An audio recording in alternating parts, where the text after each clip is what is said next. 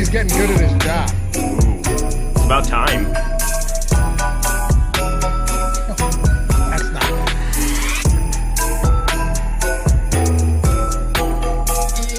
What's going on, everybody? Welcome to the Awesemo.com NFL strategy show. First look at ownership, top stacks, all of that good stuff heading into week 15 as the season rapidly wraps up here, going into one of the final few weeks of the season. We got a lot to get into. Maybe not the strongest running back position this week. The top of wide receivers is loaded if you watch yesterday's First Look show with Ben Rassa, Jordan Vanek, and myself.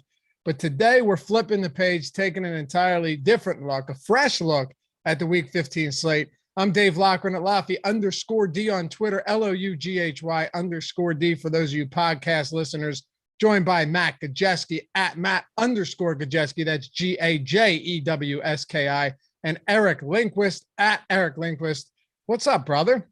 What's going on, guys? Good to have the band back together. I mean, we're going to try not to go off the rails with Matt Gajeski, how ridiculous he is when it comes to pop culture. But I was thinking yesterday, because I watched Bad Santa. I was going through, we watched Home Alone 2. Best Christmas movie out there, man. That and Home Alone. Just absolute fire. The first 30 minutes of Bad Santa is unbeatable. It's just some of the funniest shit ever. But Matt Gajeski, what is your favorite Christmas movie? You guys aren't going to like the answer to some of these things I say. Usually when people like ask me what my favorite Christmas songs are, I tell them like Chief Keef stuff and stuff like that. And they just look at me like I'm crazy. What? So answer the question. Favorite Christmas movie? I guess Elf. I've only seen like 2. Oh, that's a fine answer. Yeah. You know what Ben's is? No. Should I know? Jingle All the Way. I don't even know what that is. It's in Minneapolis, based in Mall of America. It's pretty good if we're being honest. Yeah. Did somebody drop you on your head as a kid? On my head? Yeah, were they going to drop you on someone else's head? How could someone drop me on my own head? It's so good. God damn it, kid, what are you, fucking with me? I was going to say, we're going to go off the rails. It just kind of is what happened. You did this, Eric. I know, but I was just curious because I didn't know if you actually had seen a Christmas movie or if the last one you saw was like How the Grinch Stole Christmas, the cartoon version. Here's a disputed take. One might say polarizing. Christmas Vacation is not the best Christmas movie. Okay. It's good. 100%. It's good. 100%. And it's not the best Christmas movie. And everyone just immediately resorts to that as the best. Is it good? Yes. Do I enjoy it? 100%. Is it the best? Not the best, Eric. Oh, well, I'm telling you, I can't say that to my in-laws because every single day after Thanksgiving, we sit around and everybody wants to watch Christmas Vacation. And you just kind of are like, okay, I get it. They just find it to be the funniest, ridiculous movie of all time. And it's just not even close to that. It's not like Bad Santa. I will do every single time and twice every time. I tweeted about it yesterday. Oh, you did? Yeah. With that clip, that drop you on your head clip. Yeah, absolutely. It's the best. Look at you. Is that when they're driving? Yeah. Okay. Yeah. He's asking him where the reindeer stay. He's like in the garage. Yeah. So good. When he puts the thing in his car and he's just like, the kid comes out. Do you need anything? Can I make you some sandwiches? Make you some sandwiches. How much lettuce? The normal amount? I don't know. He's in the mountains visiting the talking walnut. Anyway, Jordan, Christmas Story is a classic. Don't hit me with that's not good. Come on. If you didn't grow up, Matt, you grew up watching a Christmas Story at least, right? With Ralphie? Dude. You'll shoot your eye out? Mm-hmm. Dude, I've never seen that movie. Ho, ho, ho. When I boots him down the slide. Ho, ho, ho. Matt, you've never seen the Christmas Story? No. Wow. All right. Home Alone. There's like 4 of them. I believe I've seen the first one. That'd be funny if the only one you had seen is like the most recent. Is the one without Macaulay Culkin? When I was a kid, my parents used to work on Christmas Eve and Christmas Day. So it would just be me and my brother. And we would just like walk to the gas station and play video games and stuff because we were alone. And then me too. But I mean, GoldenEye, quad screen GoldenEye upstairs. That was the life. Can't be Odd Job. Yeah, but nobody forced me to watch those movies. So I never did. I wasn't forced. I enjoyed it. Yeah, dude, I was from South Dakota. It's not like I lived any less of a sheltered life than you. Like I'm not saying my life was sheltered. Nobody like introduced me to that stuff. Oh, You know what? Mike Lawrence brings up a good point. We should go in halves and buy Matt the leg lamp for his apartment. Matt, you'll have to look it up. Was that the Fragile? we're getting a very definitive no from Jordan Klein on the bottom here. No, I don't know what this lamp thing you're talking about is, but my apartment it's a great reward. My apartment has such a little space. If this is actually a lamp, has such little space that when I want to use my microwave, I have to bring it down off the top of my fridge and plug it in. And then when I want to watch TV, I have to put the microwave away and bring the TV out of the closet. It's a lot of work. It's great. Jagow says Laffy's 100% a bad Santa guy. Yeah, literally every December I tweet a yearly reminder for everyone to gather around the family in the living room and watch Bad Santa. I mean, it's not exactly a family movie, but it should be. My daughter's 9 months old. By 3 years, she'll be watching that for sure. I'm just looking at this now. Did I miss this? Oh, so what? Good. I just missed this. Yeah, the yearly reminder, the clip. It's a great That's clip. so good. I mean, that whole clip. movie, it's absurd. It's just so absurd. Could you make that movie in 2021? That's what sucks about 2021, right? All the best movies. Serious question. All the best movies, like comedy movies, are like 2005 to 2012 or so, right? Mhm. Super Bad, Bad Santa, Wedding Crashers, Step Brothers, Old School. Yep. Those were great. Anyway, those are the days. Those were good days. Those were great. Name the last good comedy you guys have seen. They don't exist. Yeah, it's been a while. It's been a while. If chat can give me one, I'll watch it. I've probably seen it and not enjoyed it. But yeah, those days are long gone. They'll come back. Soon enough, people will be like, I'm sick of this shit. Give me some good stuff once again. You know, I can be offended. And if I'm offended, I just won't watch. But yes, that's the option. Bad Santa, classic. People are too busy TikToking now. Speaking of which, I'll be TikToking some NBA props today. Enjoy, everybody. Wrong segue. I like that. Where are you TikToking at? Your own? Do we have an Awesemo TikTok or something? What are we doing? It's a combo. I'm just kind of getting myself out there in the world. I'm so shy. I need to find some outlets. I still refuse to download TikTok. Matt, you have TikTok? TikTok is awesome. You do it. You do it. You see, you never cease to surprise me. I would not think you were a TikTok guy. TikTok is awesome, man. Do you TikTok? I don't post TikToks, but watching them is incredibly entertaining. A waste of my time, but very entertaining waste of my time. It is. I'll watch like the YouTube reels, which are the same thing, the shorts and like the Instagram. Yes. They all come from the same place. They just get re-uploaded everywhere. And I look after I'm done, I go, I just wasted so much of my life. It was addicting. I'm watching guys skimboarding in the city. Like, Matt, what's the last thing you saw on TikTok? Like, what do you watch on TikTok when you go? Like, what comes up on your feed? Tutorials. Oh, dude, all kinds of stuff pops up. You like the dancing stuff? You like the shuffle dance stuff up the steps? Like that stuff? How could you not? I kind of do as well. Not going to lie. I mean, they're pretty good. All right. Should we talk football? No. We really should. I'm crying on my head here. Matt Gajewski's life. My life is awesome. All right. Steven says there's a lot of good comedy on TV, though. It's true. What? Actually, pretty decent. I mean, you think about Succession. Succession is like the best drama comedy at the same time. Yeah, that's true. Satire. Great show. Curb has been incredible this season. The watermelon Curb's out of its mind. Yes, Jordan Klein. One of the best episodes I've ever seen of Curb. Yeah, the voting one. Oh, yeah. God. But don't tell me like that ridiculous show, something of Al or whatever. Any basic television shows, comedies right now are just absolutely crap. So I don't know. Unless you give me something, I'll check it out. I'll give you my honest opinion. Matt, I'll give you my honest opinion on running backs too. This is the weakest we've seen them in a long. You like that? This is the weakest I've seen this position in a very long time. And if ownership, which is always in flux, ends up being anything like it is when Sunday hits, as it is projected right now, we're all chopping the Millie 3 ways. It's a disaster. I think it's the worst week I can remember. And it's not just at the low end. We've had a lot of value plays recently, but looking all the way to the top, our best running backs as far as price are like Najee Harris, Ezekiel Elliott, Saquon Barkley. Joe Mixon's had a lot of issues recently. He's just flat out not catching passes anymore. They're using Samaje Perine. So that's an issue. You don't have any of the clear value plays. A lot of these guys we've been targeting in recent weeks have shown issues. Like Antonio Gibson just flat out got benched. If that's in his range of outcomes, you don't feel great there. And it goes all the way down the board. Even Javonte Williams, he was still in a 50-50 timeshare with Melvin Gordon. And I don't anticipate them scoring about 18 rushing touchdowns again anytime soon. Yeah, I don't either. Someone said Matt learned how to do the running man on TikTok. That'd be great. Can you do the dance?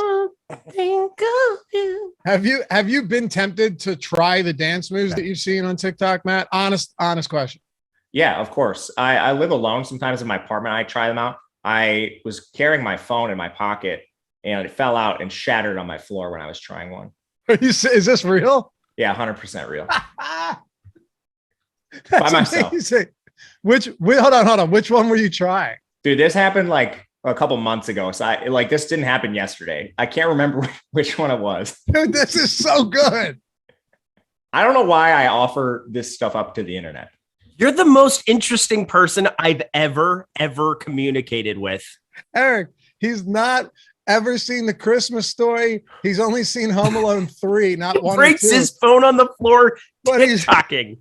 He's recording it. The shuffle dance in his apartment. Oh shit. Oh no. That's so great. All right, we got to talk football here. And yes, okay. Artie, The Office, of course, but The Office falls exactly into that time period that I was talking about. You could not put The Office out today. No way in hell. It's one of the best shows ever, but you could never make that today. No chance. Hey, hit that thumbs up too. We're actually going to dive into it now. If you haven't done so yet, appreciate you bearing with us as always when we kick this show off. Hammer that thumbs up. It helps us greatly feed that algorithm and keep the YouTube overlords off our back. And subscribe to the channel. We're at 68,500. We're cruising, man. We're going to hit 70K very soon. I think we'll be there by 8 or 9 days from now. And if we get there, maybe we'll do a big giveaway just to thank you guys for stuff. Some free merch, maybe some of these hats, some Awesemo hoodies, EMAC 2024 stuff. We'll see. I gave away some free stuff yesterday on the show as well, just kind of impromptu. And if you want to join, hit that join down below. Get the emojis, the custom badges, the shout outs, the free super chat each month. And we'll always prioritize your questions along with everyone else in Discord. Let's start at running back. Matt broke it down a little bit before we got into his running man routine. Eric, what are you doing at the top right now if these guys really are going to be projected where they are in terms of ownership, like Gibson, Robinson, Gaskins, Ezekiel Elliott, all towards the top? Yeah, I don't know how you could possibly feel good about anything at running back, but generally that's really good for tournaments. I think you got to be able to get away from some of this rostership that we have at the top.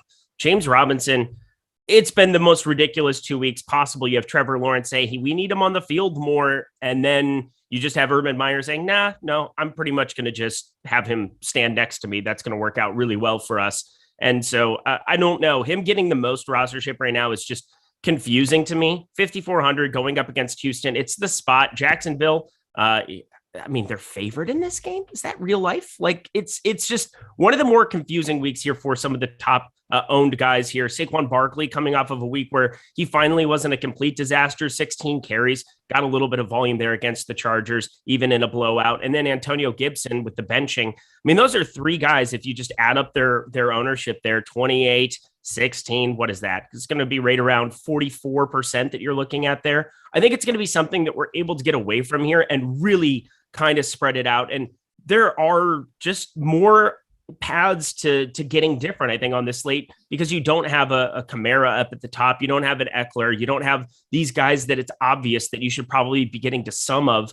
I think you can really, really find ways to get different on this slate. Me too. Jordan Burkhardt says, someone called Dos Equis, we found the world's new most interesting man. It's true. Very true. God. I think, Matt, at the top, the one guy, Najee Harris, it's funny. Everyone was salivating over that game the other night for Harris. Like, look what he's doing without a good line. It's like, yeah, that's awesome. You love to see it. But nobody wants to talk about the fact that it was the first time all season that he's done it. I mean, his longest run, he didn't have a single run north of 20 yards all season on over 215 carries coming into that game. Look, this isn't an indictment on Najee Harris either. I'm just saying, to act like that last game was, my God, can you imagine? Can you believe what this guy's doing? It's like, yeah. Can you believe what he did in the 13 previous games? That's a lot more believable. I still like him though against Tennessee. And the reason for that is Tennessee's offense is pretty stagnant right now. Derrick Henry ain't coming back anytime soon. AJ Brown out till at least week 18. And at least with somebody like Najee, there's going to be volume there. Now, is he a little bit expensive? I think he is. If he's coming in around like 10, 12% though, are you going to take the volume and say, okay, my 25 touches is good enough for, like, he touched the ball 23 times last game and they were playing down 2 or 3 scores at one point. So what are you doing with Najee? Right now, I think he's one of the better plays just based on everything you said. And I'm going to call it a lack of alternatives. Sure. When you look at players that actually have a locked in workload, who else are we really dealing with on this slate? I think Saquon is another player who has a locked in workload. But then from there, I think there's issues with every other back. You might see the return of McKissick in Washington. Gibson was benched as well. Miami has no clarity with all the backs on the COVID list right now. Eli Mitchell would be a play that kind of sits in the Harris range if he's active. Again, we don't know about that. James Conner is going to be reliant on the Chase Edmonds news. Again, he was not activated off injured reserve, but another week sitting, perhaps he's a little bit healthier and he can return to the lineup. And then even Joe Mixon, he's not receiving any pass catching work. So you go down the list of running back and there's little holes you can poke at each and every one of them. At least with Najee Harris, I know he's on the field every single snap. It's a close projected game. The total leaves a lot to be desired, but they're not huge underdogs. So he at least has game script working in his favor. He catches passes. And at this point, we just don't have anybody else to feel comfortable about. Eric, feel free to talk about Najee or whoever else you want to get into as well. But on the other side of this game, I do, and Ben was talking about him yesterday. You and I talked about him quite a bit last week. D'Onta Foreman was fine too, right? I mean, he wasn't great, but he wasn't going to kill you on that slate either. Pittsburgh's run defense has been so bad that they're now allowing 5 yards per carry on the season.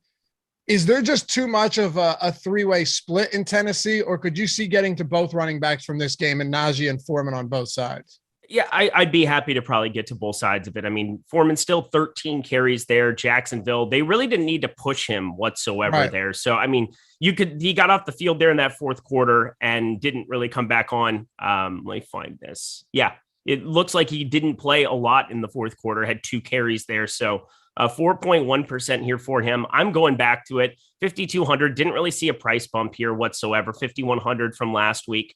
I think those are the kind of guys that sub 5% you're going to really want to be taking shots on. And for me, I would say the big news that we have of the running back position is there's a legitimate chance that you don't have Connor or Chase Edmonds here. And looking at Eno Benjamin getting a $400 bump ancillary from 4K from the min to 4,400 in anticipation of it. Connor got hurt on that last play on Monday night. And, I will say Cliff also said that he wasn't exactly thrilled that he was having to use James Conner as much as what he did in that game. So I think that there's a little bit of coach speak to say that, if Chase Edmonds ends up not being on the field even, I think that there's a path here for somebody that we just saw get hurt there at the end of that Monday night game. And Eno Benjamin is going to be somebody that kind of enters the conversation that I haven't heard his name yet. I like that. Look, I think Edmonds does play. But if he doesn't, that's a no-brainer. But how about this, though? If Edmonds is active, granted, he was a game-time decision. Mm-hmm. Kingsbury's been weird about Murray and Hopkins, though. Every week he's hopeful, and then these guys hadn't played. Mm-hmm. But let's not forget, Chase Edmonds is 5,100. If James Conner sits after having that MRI on his ankle, it's a great point. I'm glad you brought it up. Mm-hmm.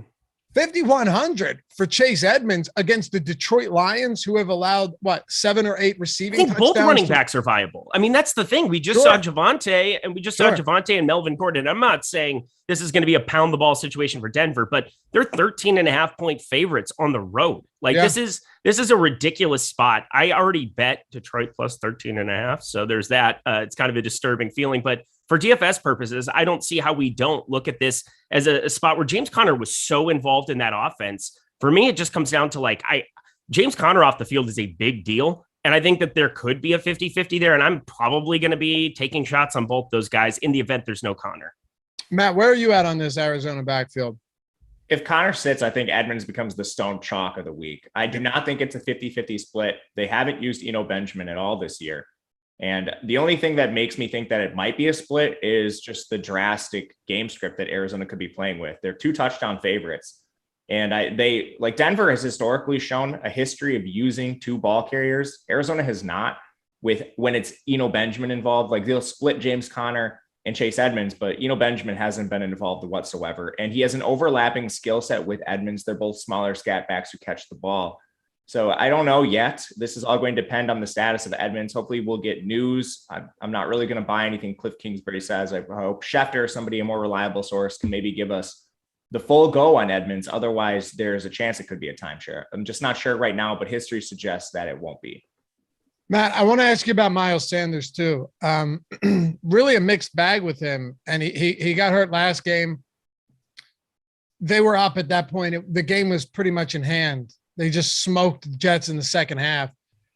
But as a lot of people might look and go, okay, he had 20 fantasy points. It was a solid game. He still didn't score. 24 carries, though, for Miles Sanders. That is a monster workload for that game. Now, granted, Boston Scott was active, but we had a good feeling he wasn't going to play. Jordan Howard was still out.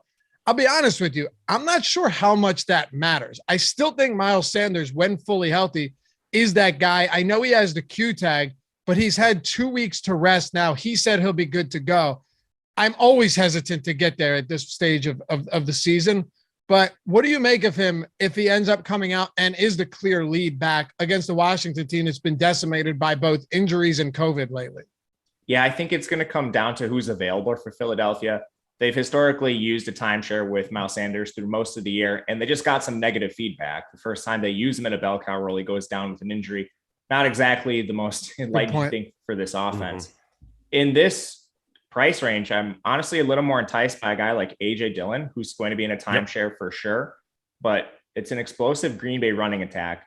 And it's the kind of like time of year where AJ Dillon's actually taking on a larger workload compared to Aaron Jones. They're huge favorites, and Aaron Jones is basically the third down back at this point. He'll come in the red zone occasionally and catch passes, but AJ Dillon's the banger they use. I think he has a lot of touchdown expectation. That game doesn't have a great total, but again, they're touchdown favorites over a Baltimore team who continues to lose players to COVID. I like that. The only thing I don't like is that it appears Aaron Jones is being used to spell Dillon now, but also is the primary pass catching back. So Dillon is very capped by what we get in the red zone. And I don't know. He had 2 opportunities, Eric, at the goal line, missed both of them, and then Jones came in to punch it in. But it's not like Dillon didn't get those goal line shots. It's just Jones finished the job. Yeah, I mean, this is just I'm glad you brought him up because AJ Dillon was the guy I wanted to talk about the most here because he's 5,700. You know, he's not exactly free to be going towards him, but definitely getting the massive workload here, just carrying the football. And you know, he hasn't eclipsed 100 yards, which I always like to see kind of in this situation, especially when you know that they're going to be getting the lion's share of the carries, simply because recency bias won't kick in for other people. Sub 5% for both of these guys. I think they're both viable for tournaments going up against a Baltimore team that, you know, is most likely going to be without Russell or without Lamar Jackson here. I got to be feeling pretty confident about AJ Dillon's workload and Aaron Jones's red zone role. I think that there's viability to both. I think it's very difficult to just say I can predict exactly which one's going to come to fruition. But as it stands right now, having a cheaper AJ Dillon for only 1% more and knowing that the 100-yard bonus is very much on the table for a guy who's getting 20-15 carries in the Green Bay offense, I think he would be my priority of the 2. You know who actually intrigues me more than both of them? More than Miles Sanders, more than AJ Dillon? You guys probably aren't going to like this either. Probably but not. It's Devonta Freeman. Definitely don't like it. That's definitely don't, right? Yeah, it's painful. Like even just hearing that. Let me tell you why. 2014? Name the last running back on the Ravens that has been targeted as much as Devonta Freeman has over the last 9 weeks. It's true. I'm saying go back. Justin Forsett. What's that? Justin Forsett. When was that? I don't know. He's just making up shit. No, seriously. Like he has more targets in the last 9 weeks than Dobbins had all of last season. I think he has around the same combined that Dobbins and Gus Edwards had all of last season. No. It's a really, really interesting play if you think about it. You guys don't have to like it, but hear me out here, okay? You might be without Lamar Jackson. We saw Tyler Huntley can actually run the football. He can actually run pretty well. He juked like 8 guys on one run the other day. Hundley, sorry. So Freeman over the last 4 weeks has 18 looks, 13 attempts, 5 targets, then 14 attempts, 8 targets, 16-1. That was in that low scoring game against Cleveland, 16-6 and 10-4. He's the clear lead back. His snap count has swallowed Latavius Murray's up entirely. I'm not a huge fan of Devonta Freeman, but when you look at how he's involved in both phases of the offense, they have not used a running back in both the rushing game and the passing game like this since I can remember. I'm with you. I totally understand. No, I was being a little bit more facetious. Just because it's gross that Devonta Freeman is still a thing in 2021. I get that. Then we have to have this conversation. I mean, we had this conversation about Adrian Peterson in Tennessee and now Seattle. We're having conversations about crazy. It's just strange. It's almost like this old guard of certain running backs are just going to always be there because they understand a certain system. And I mean, here's the thing. Freeman's still getting ownership right now, 8.7%. It's not like he's at a flat zero. And, again, there are going to be spots that as the week goes on, people are going to really gravitate towards. I doubt Devonta Freeman is going to be the flavor of the week. So I think that that's a really good thing. And as you said, 69 and 66% of snaps now the last 2 weeks against Pitt and Cleveland, neither of them really necessarily being good spots. And now going up against a Green Bay team as a dog, Devonta Freeman, you got to be thinking workload looks pretty decent here in this spot as well. And, 8 and 5 targets. We're definitely seeing some receiving volume. I just get very, very concerned when it's a sub 20 total. It's already around 10% ownership. I think it's really going to come down to how much do other people like him by the end of the week? Because if there's nobody on him, yeah, he's definitely worth it. But around 10%, I think there's just so many other paths that have higher upside. I don't want him at 10%. I don't think he's going to be 10% though. I probably agree with that. Matt, where are you at on some of these other guys we haven't talked about, maybe potentially lower on? Most of them I think I'm going to be out on, unfortunately. Like Cordarrelle Patterson, he's just not being used on any sort of pass catching downs anymore. He's just a 2-down base back. Situation's a complete disaster. And then so much of it is injury related. Like you might get some chalk in Chase Edmonds. You might get some chalk in Eli Mitchell. If he's healthy, he's the only back that Kyle Shanahan has shown any reliance on this year. Debo being back hurts that a little bit, but Eli Mitchell's still more involved as a pass catcher. He's been dealing with a concussion. So as long as he can pass protocol, this is pretty black and white. We should know ahead of time whether he's going to play or not, but it'll come down to practice this week. He's probably my favorite guy. And I think he's the most likely to be chalk outside of Chase Edmonds without James Conner. Tulsa Dog. Yeah. We're going to have a strategy show for the Saturday slate for sure, man. And I think we're going to have 2 live before locks, a main slate one for both games. And then we'll have a showdown live before lock for the night game. So we got you covered. No doubt. Michael Carter's ownership right now seems very high. If he was lower owned, I think I'd have plenty of interest in him. If he came in and was just a clear lead back, that would have been something that I'm willing to get to. I'm not in love with it at that price at all. I want to ask you about one more guy, Eric, and it's not a good matchup, although James Conner just crushed him through the air. But Rashad, I have to ask you because Pete Carroll said he deserves he'll be the lead back. Well, he deserves the chance to be the primary option, which who knows what the hell that means. But Rashad Penny coming off a really solid effort. He's 5,400, yet another one of those mid 5K guys we've been talking about. This is probably the thing that I'm the most frustrated about from last week, because I probably wouldn't have changed anything about my process except for, well, how do you ever go out and trust Pete Carroll? I mean, we've seen this throughout the years. It's so difficult to be able to honestly evaluate anything that has to do with this football team. We've always been looking for more passing attempts from Russell Wilson, and then they'll just, hand it off 30 times. And then we're looking at situations like this where there's coach speak saying he's going to be a bigger part of the offense. And against the Texans, yeah, that's a very obvious spot to to be like, yeah, we want to be invested there. I didn't see 16 carries in his future. I will say it was 2 explosive plays that really got him to put up that RB1 performance. And yeah, I have a little bit of FOMO from last week here, and maybe I'll try to make him a little bit of a thing, but completely different situation. This Rams team now, we just saw them against Arizona. You had Von Miller now into the mix here, who he wasn't on the field a whole heck of a lot here for this defense. Aaron Donald is just mowing over dudes. And, maybe they try to slow it down and try to pound the rock a little bit here, not have Russell Wilson sit back there and let those guys get to him, because that defense is just taken such a step up here, in my opinion, that we're going to see the Rams really start to ramp it up here towards the end of the season. I probably don't want to be going nuts with anything that has to do with Seattle, which again is a dangerous proposition. They get up in this game. You want to have run backs. You want to have pieces on the other side, but I'm definitely probably not going to make Rashad Penny a thing. I'm with you. If he was really involved as a pass catcher, you could probably, twist my arm, because I know he's going to be out there. And if there wasn't a Collins and all of these other guys in the backfield, and if there wasn't a Pete Carroll, but yeah, Matt, last thing here. I want to get to all these important points because we're doing this for the viewers. Myles Gaskins getting around 15% right now. Does that seem high to you, even against the Jets? Yeah, Malcolm Brown is back. He shouldn't be this high. Okay. Simple enough. I'm with you. I just thanks for your long-winded explanation, Matt. Good to clarify. Does it require more, Eric? Do you have more to say about Myles Gaskin, who's on COVID, and Malcolm Brown? Do you have more to say? This is an hour show, dude. Come on. And we're on running back with 20 minutes left. People think what else do you have to say about Myles Gaskin? I would love to hear it. Matt, to be fair, we're always around this point at 20 minutes left because we spend a lot less time on receivers and tight ends, but that's fine. If he has more to say on Myles Gaskin, I would love to hear it. Yeah, but Eric, what do you have to say on Myles Gaskin, dude? Well, he can definitely have more of the receiving volume, I would say, than Malcolm Brown. Never traditionally going to be a problem for me. Myles Gaskin is massive ceiling performance, which is what we're targeting in tournaments going up against Tampa Bay. That's always kind of something nice to see. He's definitely going to be a stay away as popular plays. I think that's probably the theme of the running back position, is embrace some of the volatility, because people don't know shit about the running back position and trying to evaluate these guys in this spot.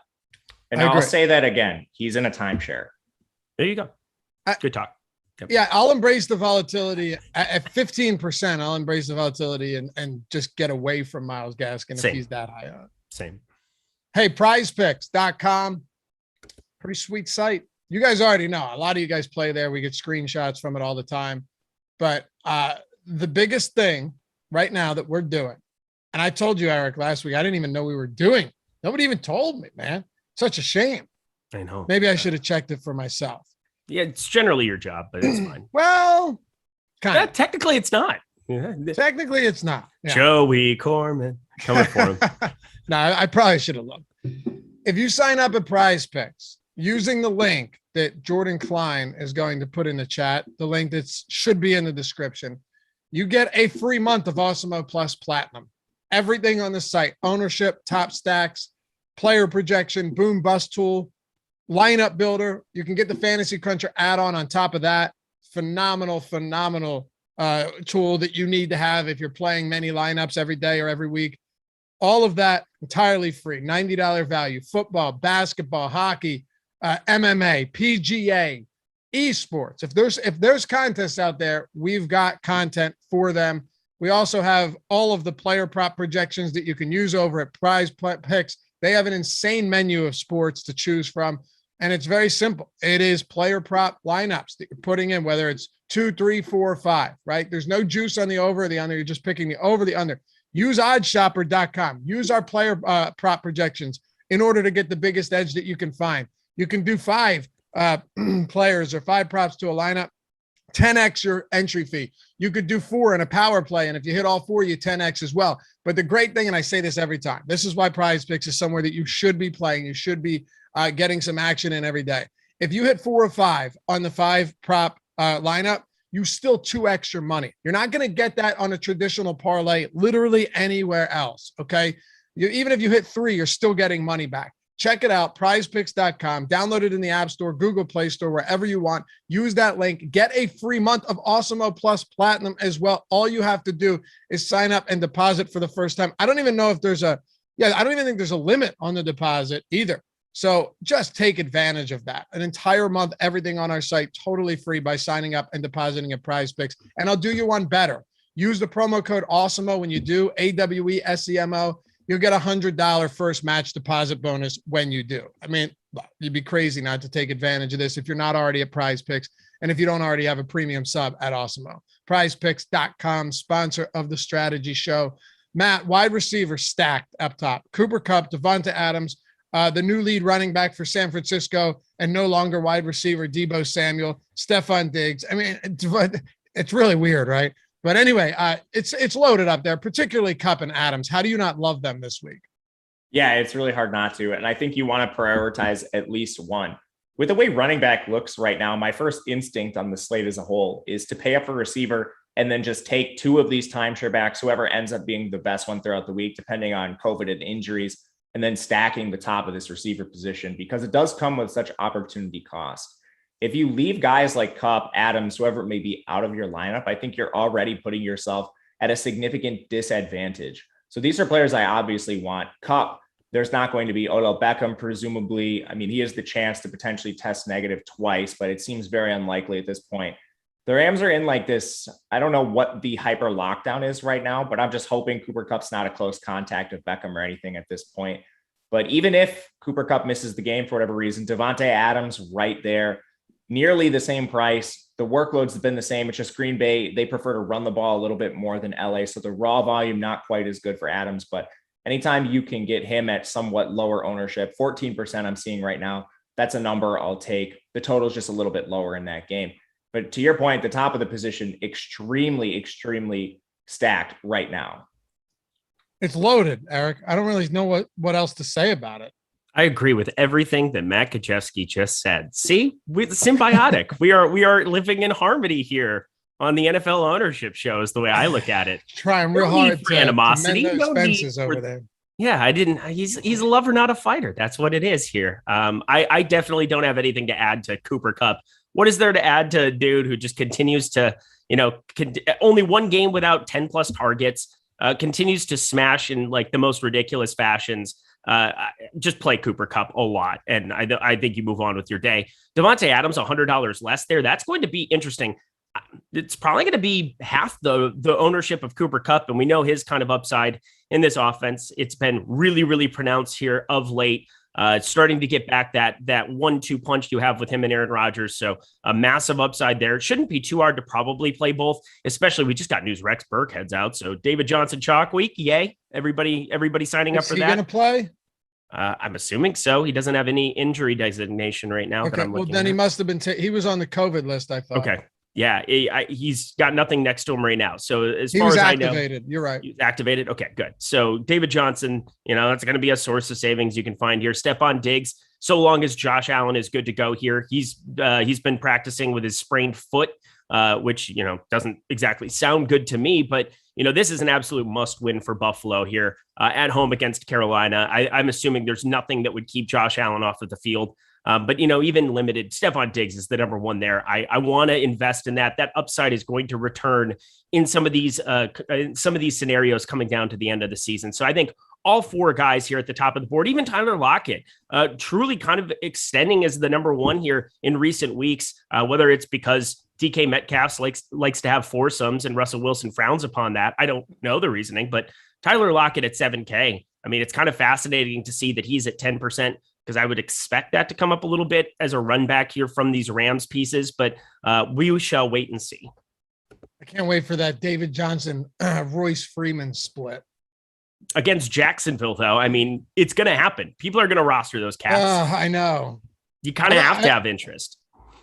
I know. I hear you. Look, value is going to open up this week. It's going to happen. It's just, are you guys seeing the amount of positive tests that are coming in? It's going to happen.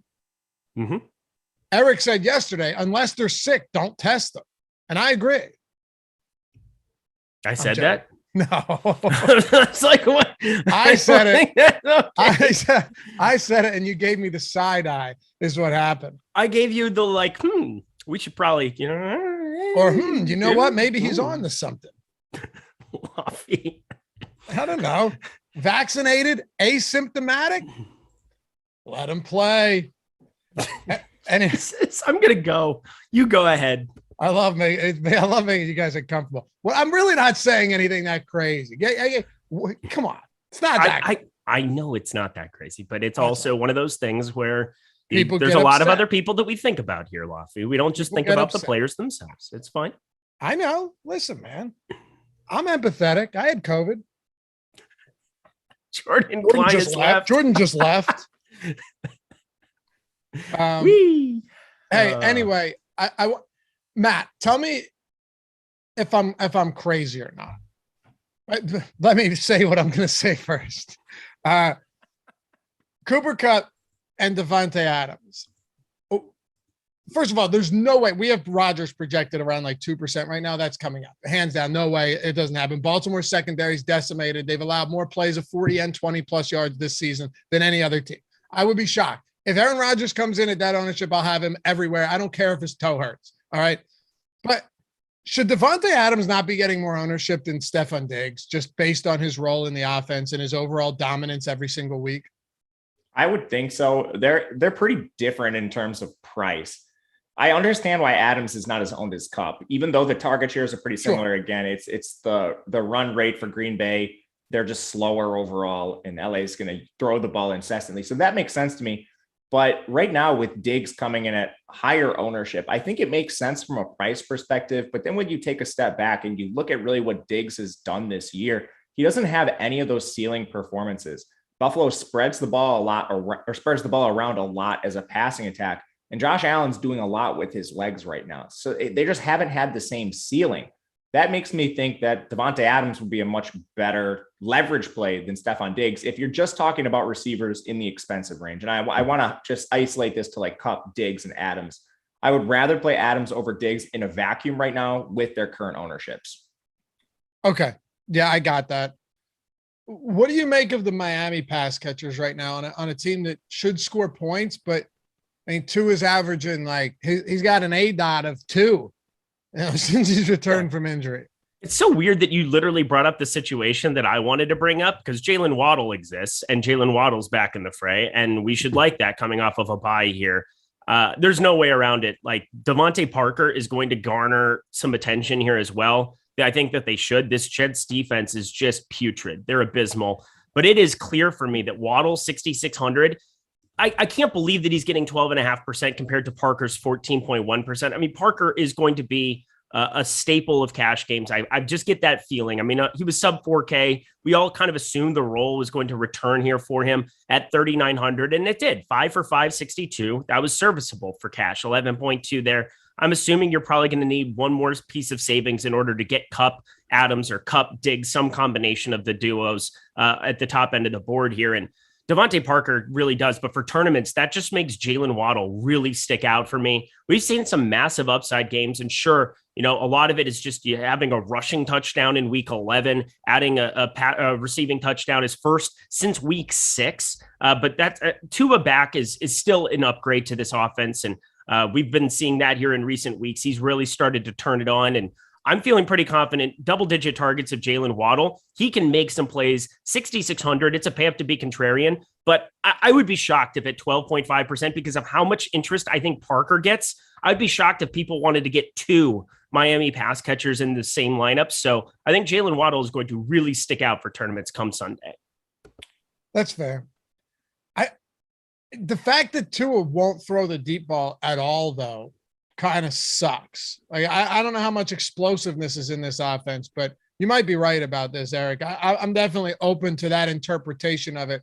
I do, however, worry, Matt, that this Miami team will kind of just slowly move the ball down the field efficiently, but slowly, and not make any huge splash plays. And you'll get some decent games, but will you have slate breaking games for Miami? What do you think? I think a lot of the reason why they have to throw the ball underneath is they have one of the worst offensive lines in football. I actually think it's smart play calling on their part to try to get the ball out of Tua's hands quickly so He's not under pressure making bad decisions. So I don't have a problem with the offense. It's just you need a lot of receptions for these guys. And between the Miami receivers, I do agree with Eric that Waddle is the more likely to receive those receptions, first of all. And then he has the ability to break one, maybe go down the field, get a lot of yards after catch on one of those opportunities.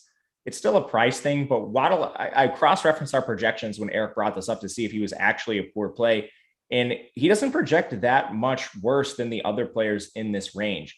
He's narrowly behind DK Metcalf and DJ Moore. We'll have to see about DJ Moore's status, but overall, Waddle, I think he's right in the mix. And if he's going to come in with lower ownership, I'm okay with it because of his ability as a player. Even if the low ADOT targets are there and he's not getting targeted down the field, I think Waddle's still the kind of player that could do something with them. What do you guys think about Brandon Cooks this week? It certainly feels, Eric, like, listen, Davis Mills targets this guy at a 30+% clip every time he's starting. It's absurd. And he was the run back. I had a lot of Russell Wilson. I was over the field on that by a pretty drastic amount. And Brandon Cooks was the only guy that I felt remotely comfortable running it back with. I know Jordan caught a touchdown in that early. Blevin Jordan, is that his name? The tight end from Houston. Yep. He caught that touchdown. He was the first touch. Brendan Jordan. Thank you. No, Brevin. Yeah, there you go. Normal name. So I like Brevin Jordan as somebody that you could possibly try to mix in as a tight end randomly. But Brandon Cooks is definitely the run back here with a number of pieces from that Seattle game last week. And he's definitely the only piece from Houston that is going to jump up at the top of the board here. I mean, maybe David Johnson in the aftermath of Rex Burkhead being ruled out. So weird that matters. But against Jacksonville, everything matters. I think Brandon Cooks, as you're saying, he's getting targeted at a very, very high clip with Davis Mills there at quarterback. Hey, it's almost like you should throw the ball to your best playmaker and make things happen. So I think he's fine.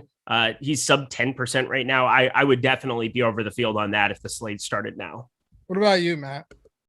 Yeah, I agree. Brevin Jordan, the one thing that concerned me was his snap share and routes run. He was targeted at a really high rate for just being when he was on the field, but they still use a lot of tight ends. So I'm not sure if that's just noise with him. And if Brandon Cooks Brandon Cooks still has good volume either way. But I think there's a chance that maybe it's even higher just with some of the noise in that Brevin Jordan game. I'm not really buying it just yet. Again, Brevin's a rookie, so maybe he does see a larger workload at the cost of Brandon Cooks. But ultimately, man, it's so hard for me to click Brandon Cook's name every single week, knowing it's Davis Mills out there throwing him the ball. It's like this mental block I have, and I don't know how to fix it. Although, dude, did you see Davis Mills' line from last game? Is the best game of his career, not only in the NFL, but also in college. He never played a game. He never played a game like that in college. Really? Yeah. Well, he only played like 9 games because he had 4 season-ending injuries. Oh, really? What were they, all knee injuries or something? Yes. I love that you know that. He's torn his ACL 3 times, I think. Really? Yes, at least twice. Wow. Nice.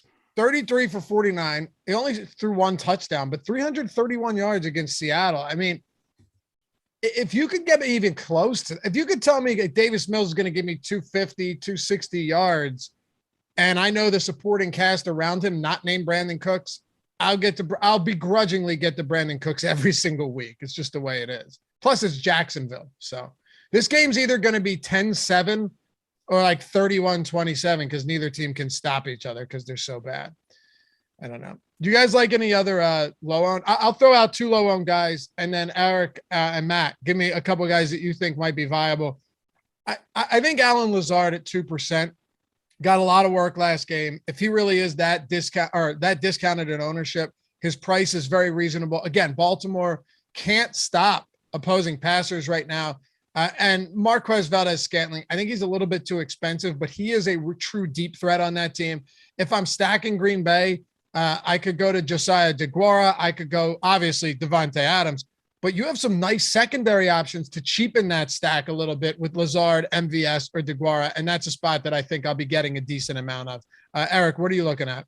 Yeah, love that. Anytime you can get an Iowa State I love Allen Lazard, and it sucks because he plays for the team that I hate the most in the world. So there you go. AJ Green, is that 49, your rival? Just the Packers. Yeah. I mean, the Vikings rival. Oh, I thought you were talking about Iowa State. Where'd you go to school? I went to Iowa State. Yeah. Alan Lazard played for him. Yeah, I love him. On your right. Got it. Okay. Now I hate him. Yeah, it sucks because I absolutely love that man more than anything. He helped build the program to prominence, and I give more love to guys like Lazard, guys like Montgomery than what I give to Campbell, because I think Campbell has kind of proven himself to be a little bit of a fraud. Is that right, Makajewski? Are we slamming? 100% agree. Are we slamming that +1.5 for the Bulls?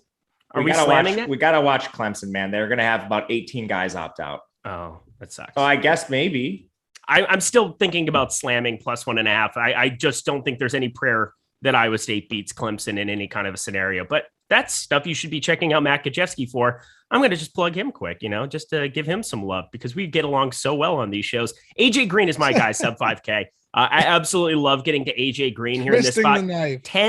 10 targets here. We've talked about some of the question marks we have here for the running game. James Conner, even if he plays, maybe limited. Chase Edmonds, of course, if he can return here. Benjamin. Those are kind of some really strange options going up against Detroit, but we want to be targeting everything going up against Detroit. And AJ Green on the field a ton, 60+% of snaps here now the last 3 weeks. We're looking at him at sub 5K, coming off of 10 targets in prime time. If he's really going to be around 2.8%, I'm in love with that. And it's so weird. I have such a mental block for some of these older players that it's just like, how is he still out there making things happen? But maybe 10 targets is an outlier, but I still think he gets enough volume now. He's become a little bit more of a target here now, especially with Kyler Murray back. So I like getting to some AJ Green so long as that ownership stays low.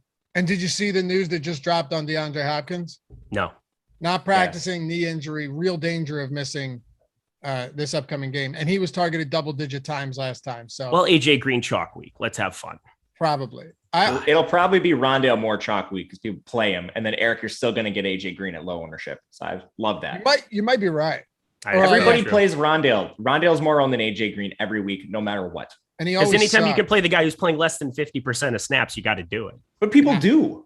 Yeah, they do. Because you watch him after the catch, and he always has like that one or two plays that make it look like, oh, he's going to break one. He's going to break one soon, and that he doesn't ever break one. They're on to him.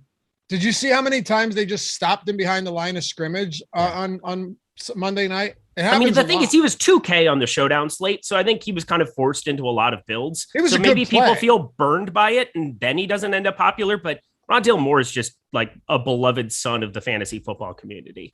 Yeah, he was a fine play. But Matt, he went to Purdue, right? Yep. Yes. I believe like 80% in that big year that he had, 80% of his yards came after the catch. It was a very, very high number. You're right. It was maybe 75, but still it was very close to that. So I said last year that AJ Green was not washed, and I looked like an idiot for it. But let me say, AJ Green isn't AJ Green of 2017, but he looked pretty damn good the other night. I'd be willing to get to AJ Green for sure, Matt. Do you have any contrarian options you like before we hit on tight end stacks and close this out? I feel like this shouldn't be contrarian, but we haven't really talked about Gabe Davis. And he's a guy. I like Love that. it. Love it. I like that. I honestly think he's going to climb throughout the week, though. So by the end of the week, I'm not sure how contrarian this ends up being, but Emmanuel Sanders is not going to play in this game. Gabe Davis is going to fill in 1-for-1, and he's been extremely productive when he's on the field. He's actually outproduced Stephon Diggs on the same volume. Again, a lot of noise in that. He's not going to actually outproduce Stephon Diggs. But he's 3,700. He's going to play an every down role in an explosive offense. Matchup's not great, but 3,700, you could do a lot worse than him. And I think he's a natural pivot off of your Devontae Parkers. I think that's a great pull right there. No doubt. We talked about him Sunday quite a bit. And, he really made sense on that slate. He was like my fourth highest wide receiver. I had Josh Allen, highest owned quarterback, and lost money. Riddle me that. That's fun. Yeah. Allen had 40 plus fantasy points in that game. I'm a fish. Hey, one more time. Hit that thumbs up if you haven't done so yet. If you like this content, only takes a second, and we appreciate you greatly for that. Subscribe to the channel as well. We got tight ends and top stacks. 2 quick segments here before we head on out. We'll do the Hall of Fame segment later today. I'm sure everyone, you hosting some shows, Eric? Yes, sir. We've had some bangers. We've had some bangers that we've inducted into the Hall of Fame the past 2 weeks. It's insane. Yeah, 90% Jordan Lockhart, but whatever. No, we've had a ton, man. We've had a ton of big ones. A lot of guys. It's been incredible. 5-6 figure cashes. 2 guys punch tickets to the FFWC. Yeah, man. Doing So big great. things with the Awesemo avatars. I love to see it. Dave DeRemer just continues to add like 3,000 to 5,000 every night. So Showdown goat. It's Just been showdown smash. It's been a lot of fun. Tight ends. No real chalk, Matt. I mean, you've got Kittle who just, I mean, I love when people count this guy out and then you realize, wait, he really is that fucking good. And then there's Dallas Goedert, who I think is just getting too much ownership and should not be the chalkiest tight end on the slate. But maybe you can tell me why I'm wrong. I can't. I don't view him as a drastically different play than like Tyler Higbee, who's coming in much lower owned. Higbee, he's going to have to clear protocols, but he'll have a lot of time to do so. Right? He already did. You did. It was a false positive, which is so dumb that they wouldn't let him play even after knowing it was a false positive. Because he needed 2 days. He needed 2 more tests because of whatever. Oh, God. I'm so done with this. Go ahead. Anyway. It's not fair to him, man. Go ahead. I'm sorry. No, it's not. It isn't fair. But like Odell's gone, you're going to see just a tighter distribution of targets. As long as Odell doesn't play in the game, you have to watch that. But from there, I think you're just going down, trying to correlate with your signal callers. One player I really like at low ownership is Fryermuth. He's just 2% owned right now. And there's all the negatives around Pittsburgh's offense, and they're not going anywhere. It's Roethlisberger, and they just can't really move the ball as well as they have in previous years. But Fryermuth has a fantastic role in the red zone. He's not expensive. He's 4,500. So he gives you that kind of natural pivot off like a Goddard. So as far as lower owned plays, I think he's my favorite right now, but I could also see getting to Dalton Schultz after a poor game. There's a lot of options. I love the Fryermuth call, and he's getting no ownership whatsoever right now. His red zone targets recently have been through the roof. So if you take it since he started getting involved, when Juju went down, I think it was after week 6 or week 7, and then Ebron's been out for a lot of that. If you were to just look at red zone targets throughout, not just with Pittsburgh, but throughout the league. If you red zone targets, Pat Fryermuth is second in the league behind Cooper Kupp. Pretty good stuff. And the interesting thing about him is Roethlisberger went to him on the final play of the game. Best throw Roethlisberger's had all season too. Tough grab, dropped it, but Fryermuth had already caught a touchdown. I like that a lot, Matt. What do you have at tight end for us, Eric? Yeah, Pat Fryermuth is just fine by me. Dallas Goedert a lot less appealing now that you get Jalen Hurts back in there, already confirmed to be starting. So I think that kind of becomes a tougher sell for me. I think Zach Ertz really kind of becomes somebody at 5,400. Sure. It's a pure upside play. And if he's going to be low owned here, if we have some indecision at other spots here, Detroit, you kind of want to be isolating as many pass catchers as possible. I like AJ Green, Christian Kirk, if you don't have DeAndre Hopkins out there. But if you have no Hopkins on the field, Zach Ertz, I think will probably get steamed up a little bit, but the upside is definitely there. He proved that in week 11. I'll give you guys one more. If his ownership is really as low as we're projecting it to be right now, I don't know how you don't have some interest, not you personally, but how we don't have some interest in Mark Andrews. I mean, the guy is a bona fide stud. I know that his price isn't super cheap, but he's 6,400, totally reasonable. There's a good chance they're playing from behind and have to throw. And it's not exactly like Tyler Huntley wasn't able to throw the football to him last time. Andrews was 11 for 11 last game, I think. 11 for 11, right? 11 for 11, 115 and a touch. Exactly. So if he really is coming in where we see him at right now, I'd be more than willing to get there. He had a 28% target share. Mark Andrews to me is perfectly fine. Like I said, DeGuara I think is fine down there at no ownership either. And I don't know, Matt, you're not buying into Brevin Jordan here down at that ownership against Jacksonville, huh? I think if he comes in with ownership, you can easily pivot because he still has a major concern with snaps and routes. And they've rotated tight ends all season long. It's pretty late in the season to change that. He's a rookie, so it's possible. But this is going to come down to ownership, and I just want to go the other way of the field because of the volatility.